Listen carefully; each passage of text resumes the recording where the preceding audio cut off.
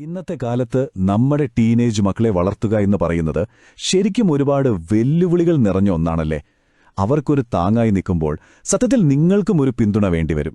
അപ്പോ അതിനെക്കുറിച്ചാണ് നമ്മളിന്ന് സംസാരിക്കാൻ പോകുന്നത്. ഈ ഒരു നിമിഷം ഇത് നിങ്ങൾക്ക് എവിടെയെങ്കിലും കണ്ടുപരിചയം തോന്നുന്നുണ്ടോ?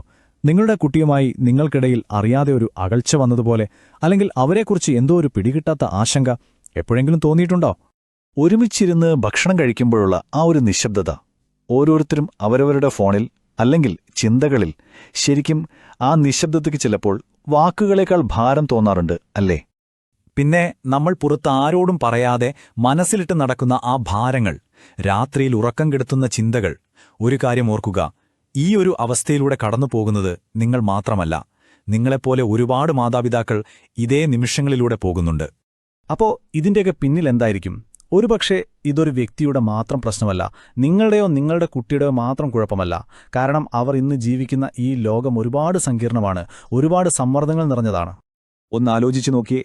പഠനത്തിലുള്ള ടെൻഷൻ, കൂട്ടുകാരിൽ നിന്നുള്ള പ്രഷർ, 24 മണിക്കൂറും ഓണായിരിക്കുന്ന സോഷ്യൽ മീഡിയയുടെ ലോകം, പിന്നെ ഞാൻ ആരാണ്, എന്റെ ഇഷ്ടങ്ങൾ എന്താണ് എന്നൊക്കെയുള്ള കൺഫ്യൂഷൻ. അതിന്റെ കൂടെ അടിക്കടി ഉണ്ടാകുന്ന ഇമോഷണൽ അപ്സ് ആൻഡ് ഡൗൺസ്. ഇങ്ങനെ പല ഭാഗത്തു നിന്നുള്ള സമ്മർദ്ദത്തിന് നടുവിലാണവർ. അപ്പോ ഇതിനൊരു പരിഹാരം വേണ്ടേ? ഒരുപക്ഷെ നമ്മൾ നോക്കേണ്ടത് ഒരു പരിഹാരത്തിലേക്കല്ല, മറിച്ച് നമ്മുടെ കാഴ്ചപ്പാടിൽ ഒരു ചെറിയ മാറ്റം വരുത്താനാണ്. ഇതൊരു പ്രശ്നമായി കാണുന്നതിന് പകരം അവരെ കുറച്ചുകൂടി ആഴത്തിൽ മനസ്സിലാക്കാനുള്ള ഒരവസരമായി ഇതിനെ കണ്ടാലോ? ഏറ്റവും പ്രധാനപ്പെട്ടൊരു സത്യം ഇതാണ്: നമ്മുടെ കുട്ടികളെ നന്നാക്കിയെടുക്കുന്നതിനേക്കാൾ അവർ ആഗ്രഹിക്കുന്നത് അവരെ കേൾക്കാൻ, ശരിക്കുമൊന്ന് കേൾക്കാൻ ഒരാളെയാണ്. എന്തു പറഞ്ഞാലും കുറ്റപ്പെടുത്തില്ല എന്നുറപ്പുള്ള, മനസ്സ് തുറന്ന് സംസാരിക്കാൻ പറ്റുന്ന ഒരിടം. അതുകൊണ്ടുതന്നെ ഈ യാത്രയിൽ അവർക്ക് മാത്രമല്ല വഴികാട്ടുന്നത്, നിങ്ങൾക്കും ചില ടൂൾസ് ആവശ്യമുണ്ട്. ഇത് കുട്ടിയുടെ മാത്രം യാത്രയല്ല, നിങ്ങളുടെയും അവരുടെയും ഒരുമിച്ചുള്ള ഒരു പാർട്ട്ണർഷിപ്പാണ്.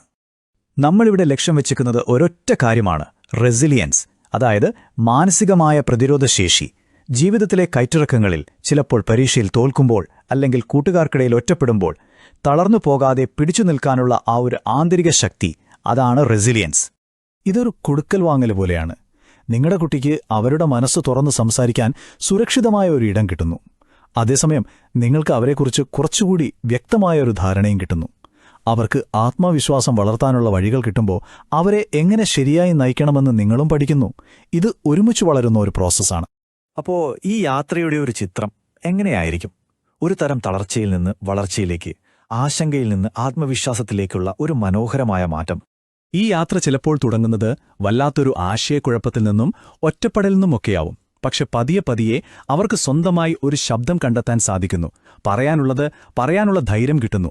അവിടെ നിന്ന് പുതിയ നല്ല ശീലങ്ങളിലൂടെ, പുതിയ ചിന്തകളിലൂടെ അവർ ആത്മവിശ്വാസത്തോടെ മുന്നോട്ടു പോകുന്നു. അപ്പോ ഇതിലേക്കുള്ള നിങ്ങളുടെ ആദ്യത്തെ ചുവട് എങ്ങനെയായിരിക്കണം? പേടിക്കേണ്ട, അതത്ര വലിയൊരു ചുവടൊന്നുമല്ല. വളരെ ലളിതമായ, സ്നേഹത്തോടെയുള്ള ഒരു തുടക്കമാണ് നമുക്ക് വേണ്ടത്. നിങ്ങളുടെ കുട്ടി ചിലപ്പോൾ വല്ലാത്ത ബുദ്ധിമുട്ടിലായിരിക്കാം, അല്ലെങ്കിൽ വല്ലാതെ തളർന്നുപോയിട്ടുണ്ടാവാം. ചിലപ്പോൾ അവർക്ക് വേണ്ടത് മുന്നോട്ടുള്ള വഴിയിലൊരു വ്യക്തത മാത്രമായിരിക്കാം. കാരണം എന്തുതന്നെയായാലും ഒരു സഹായത്തിനായി ഞങ്ങൾ ഇവിടെയുണ്ട്. മനസ്സുകൾ കണ്ടുമുട്ടുന്ന, അർത്ഥങ്ങൾ വർദ്ധിക്കുന്ന, വളർച്ച പരസ്പരമാകുന്ന പോരിടത്തേക്ക് സ്വാഗതം.